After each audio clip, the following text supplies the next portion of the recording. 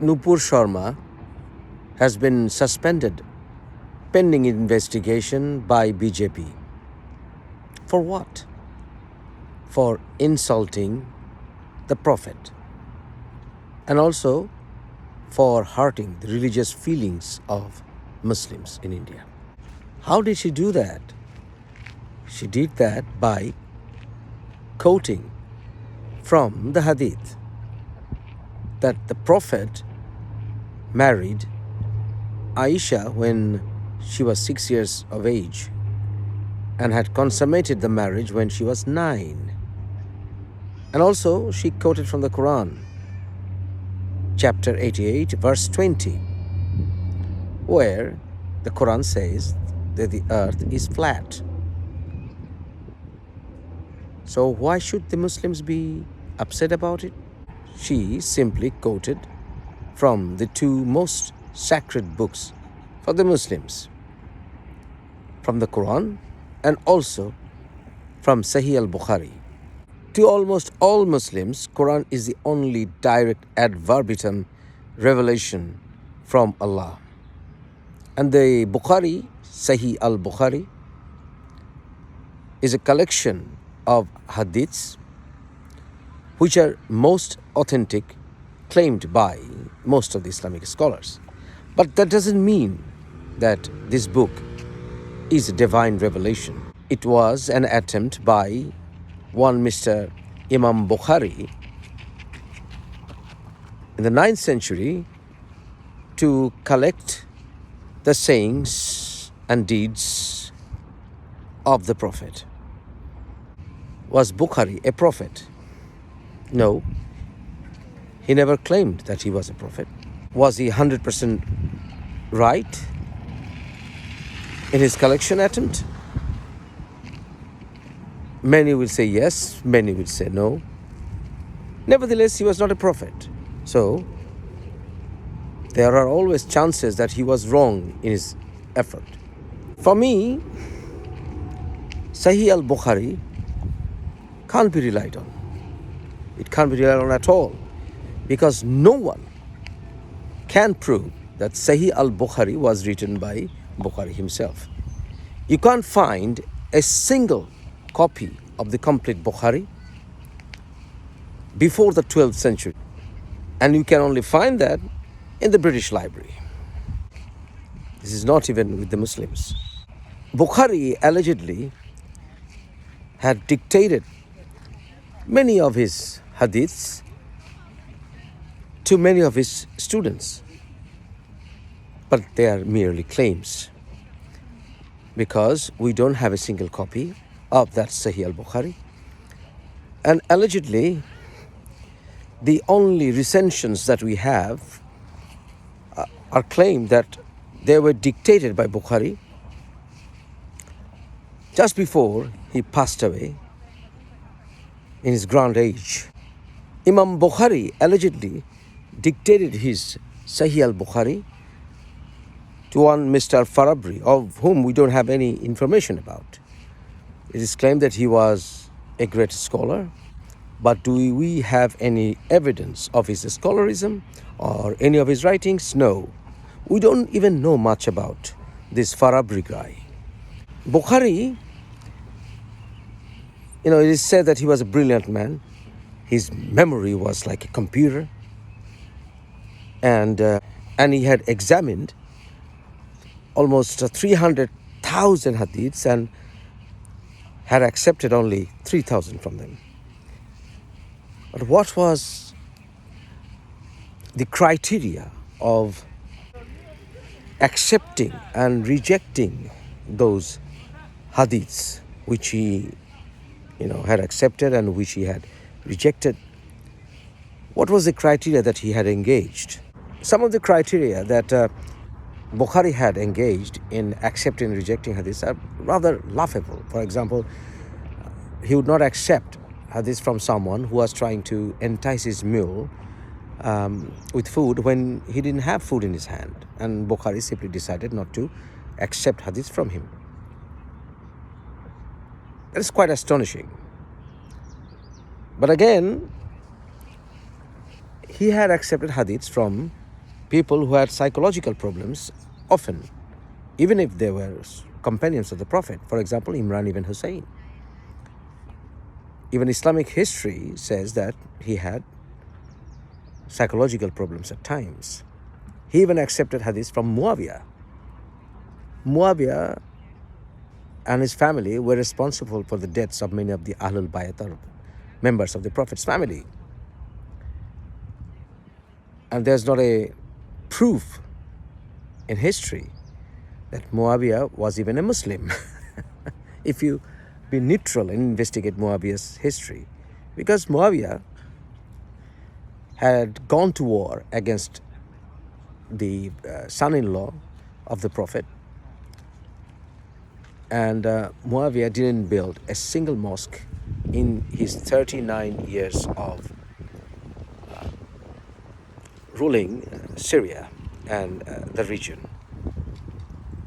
He was ruling Syria for 39 years as a Muslim ruler, didn't build a single mosque. And his coins had cross on them. And Muslims will come up with flimsy excuses for having coins of his time which had crosses on them. And he was married to Kalbi Christian. And his son Yazid had ordered his soldiers to go against Hussein, Muhammad's another grandson, and he was murdered mercilessly. And he had also quoted hadiths from other servants like Abbas, or he would quote hadiths from Abdullah ibn Umar, the son of the Caliph Umar, a companion of the Prophet. When Abdullah ibn Umar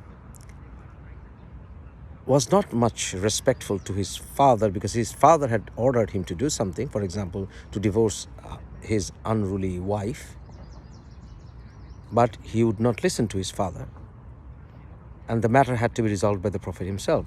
So you see, the criteria that Bukhari had engaged, seriously questionable, to me at least. It is also claimed that he was doing his ablution and prayer before examining any hadiths or any sayings from the Prophet. But imagine examining 300,000 hadiths and doing prayer and ablution before every hadith. But it would take almost 12 years just to do the ablution. If you take the timing of doing ablution each time.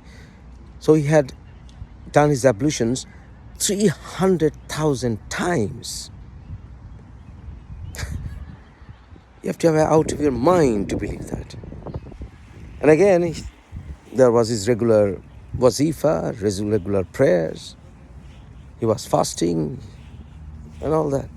So this claim surrounding Bukhari is not acceptable.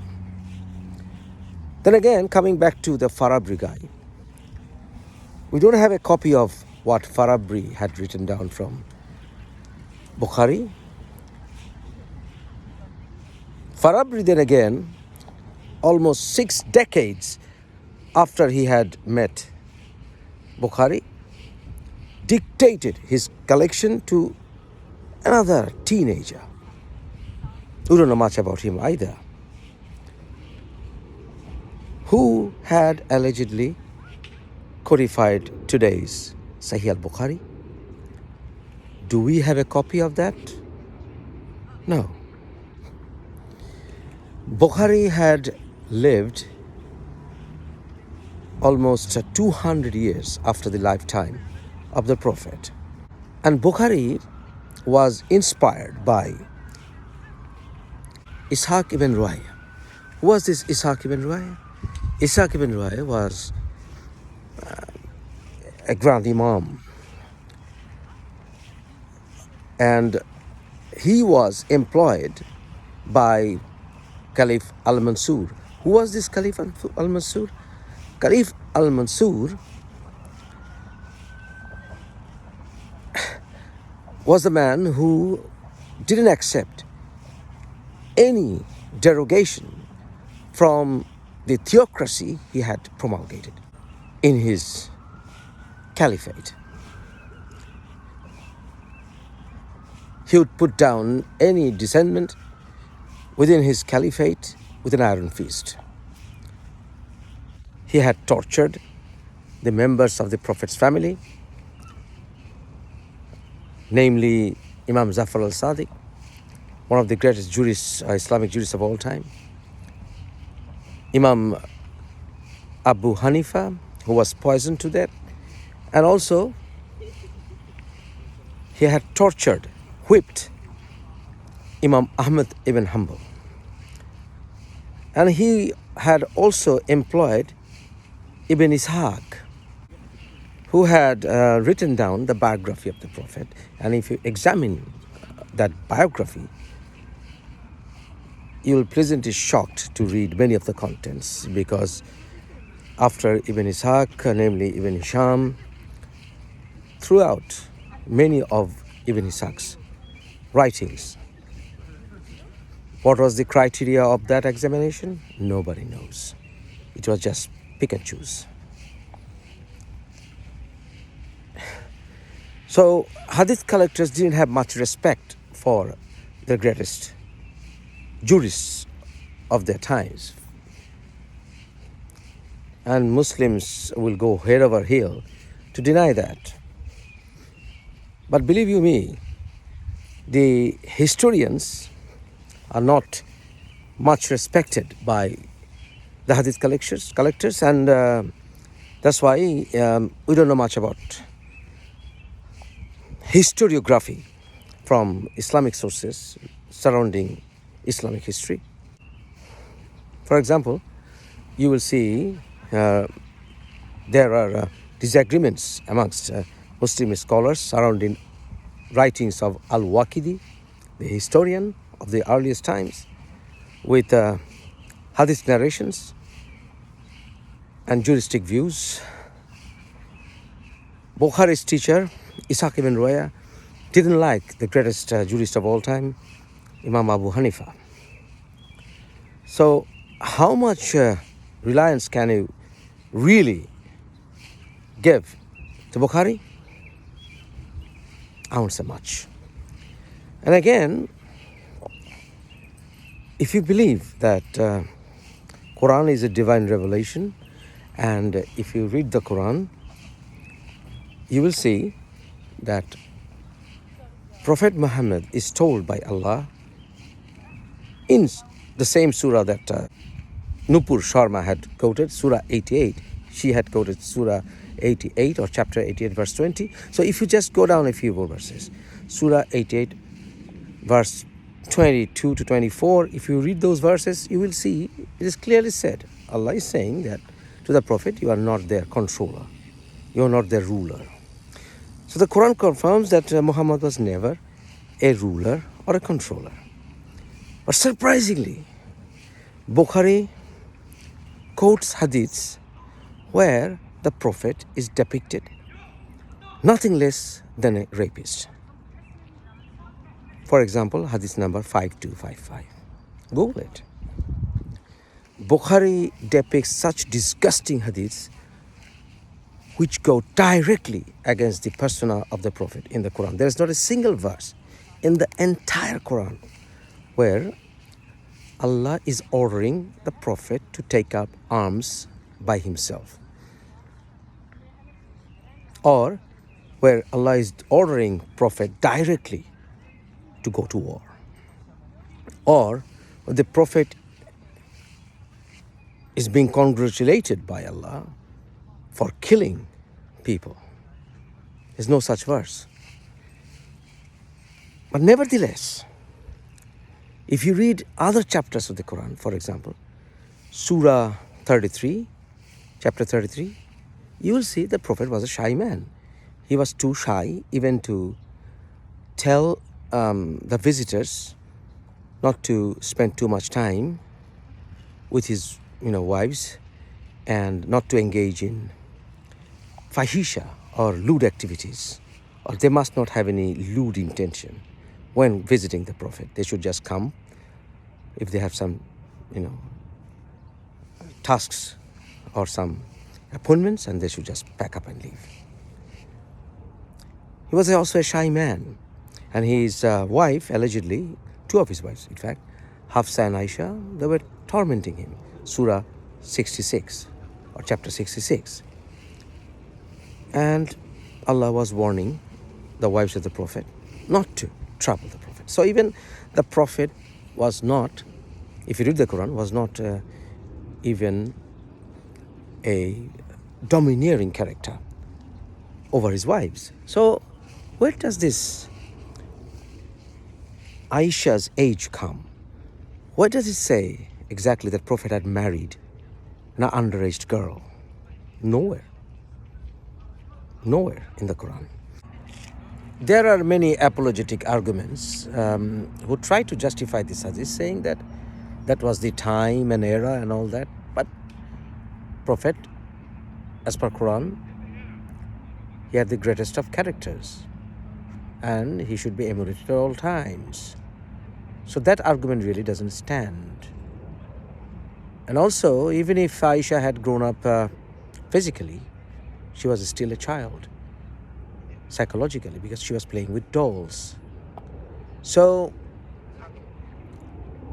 I had investigated into the history of Aisha's marriage, and I had examined other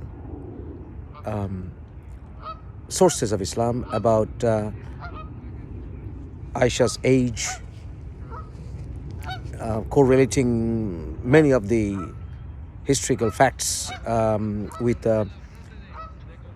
other characters allegedly during Aisha's lifetime, and I had found that there was a big likelihood that Aisha was married at the age of 16 and the marriage was consummated at the age of 19. But there is no way to deny that if that had ever happened, that was a disgusting thing as per today's standards. So this has to be either true or false. And I have just given you several arguments that a big likelihood that the hadith was simply a lie, or Bukhari had failed in his collection. And I'm surprised that this hadith was accepted by many of the Islamic scholars throughout history to be true. I think mainly because they wanted to marry underage girls just for the lust of having sex with virgins. And just to make sure that the girl was virgin, they had to have sex with unquestionable virginity age. That is during a child's early age. Disgusting practice it was. So we just simply have to say that if it was true, then it was a disgusting thing, and if it was false, so it was false. But one thing we must accept, that Muhammad had never claimed to be flawless, and Surah 46 verse 9 confirms that even Muhammad was not sure about what would Allah do to him. Although there are hadiths and there are mental gymnastics to confirm that Muhammad would go to heaven, but nevertheless we know that he would go to heaven. But he was always asking for people to pray for him. We say, Muhammad, peace be upon him. Why do you do that? We pray for him. He was a human being. He must have had committed some humanly errors, but he was crying to Allah for forgiveness all the time. He was a man of the ancient times. So we should give credit to him for that. He never had claimed to be a god. So, you either believe the prophet of the Quran, where it is given a persona of a man, of a mild character, shy man, totally reverse from what Bukhari or other hadith collectors tried to depict. So, what kind of man Bukhari was when he didn't bother to put Quran and the hadith side by side, and then he should have simply thrown out hadiths which were directly against the person of the Prophet, as could be gathered from the verses of the Quran. You don't need to be a rocket scientist to really understand that the persona that was given away in the Quran about the Prophet directly. Don't bring into this discussion the other verses which are appearing to be violent or regarding wars or whatever. But let's keep the matter precise. There's not a single verse in the entire Quran which applies directly to the Prophet, and the Prophet appears to be a warrior or even a king. Rather the opposite. So if anybody had insulted the Prophet in human history, the worst was this Bukhari guy. But Bukhari was sponsored by, as I said, the caliphs, Abbasi caliphs of his time, because Bukhari was highly respected. And his hadith collections are rather apologetic. You hardly can find hadiths from the greatest of the companions of the Prophet. Rather, you will find hadith narrations from seventh category Sahabas. For example, thousands of hadiths from Abu Huraira, the father of kitten. We don't know much about Abu Huraira. We don't even know his real name, because there are about 15 different names of Abu Huraira. We don't know much about him. We know he was an illiterate man. He was a servant of the Prophet.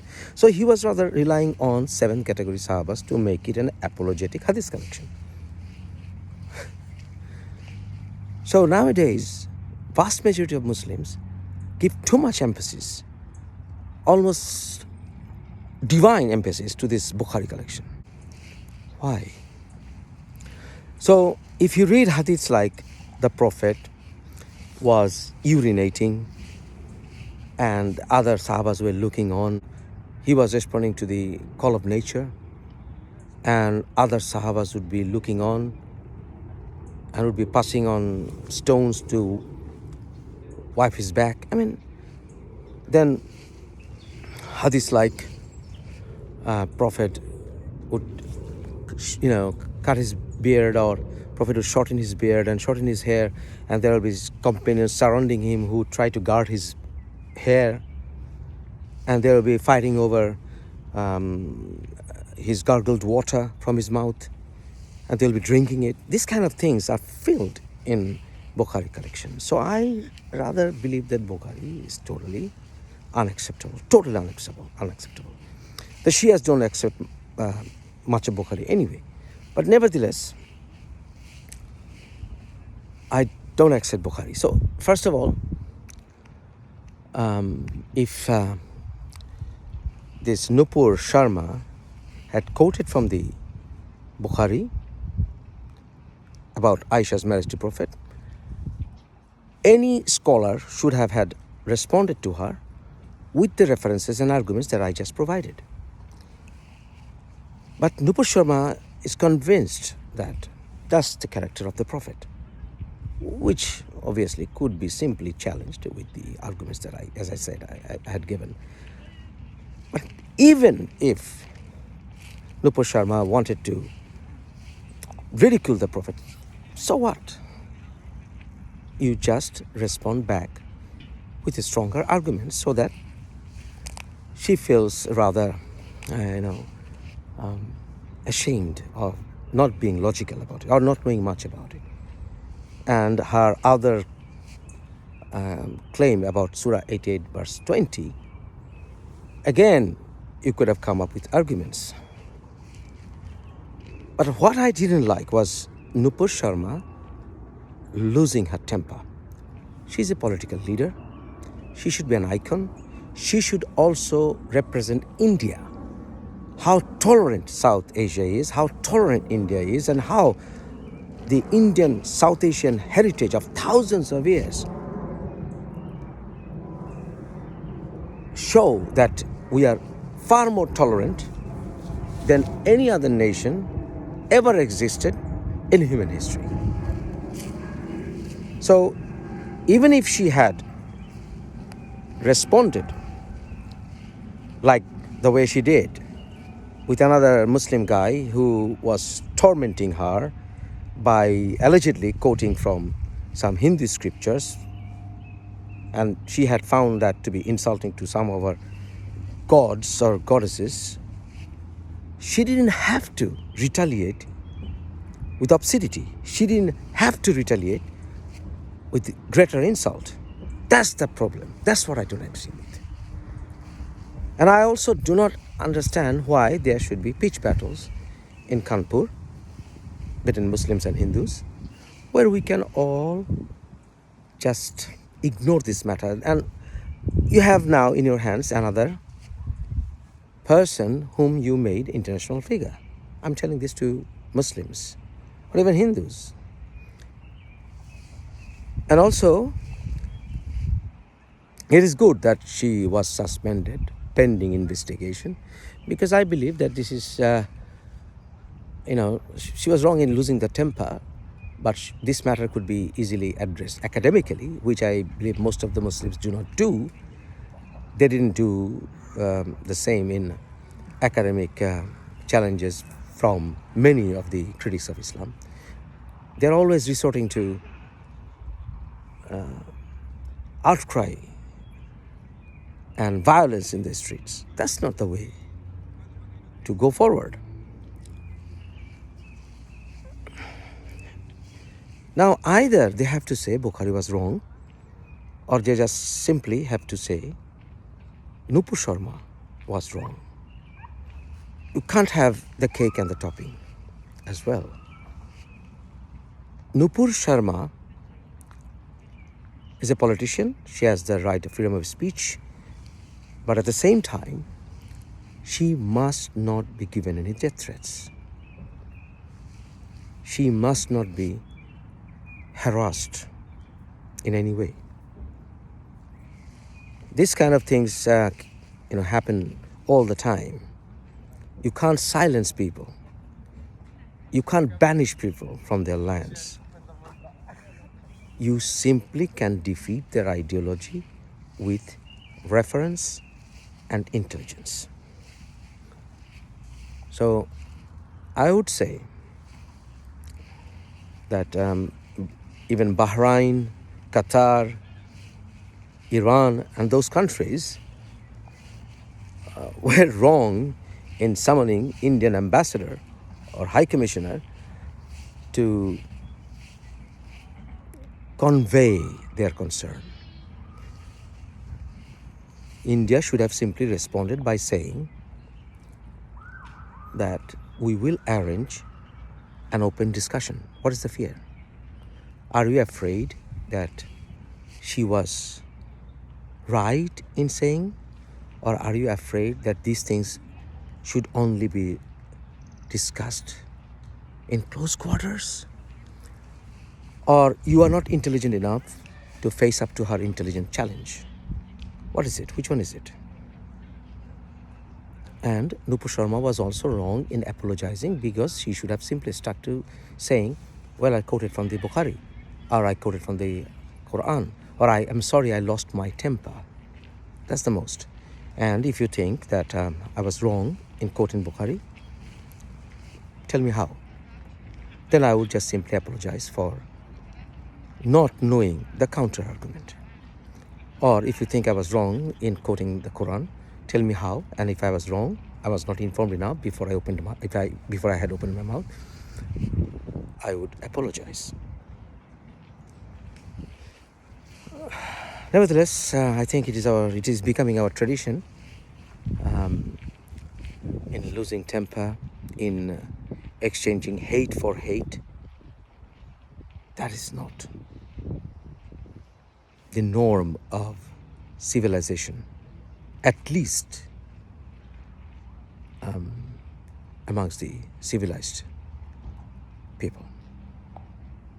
And Nupur Sharma should have known better, because she has law degrees, which is more shocking to me. And she should have been more patient, but still she's quite young. She has things to learn. And I believe that there should be a discussion, and scholars should call Nupur for an academic debate. Thank you for listening. Download our Khoj Bangla app today for all your research options and links to all major media connections.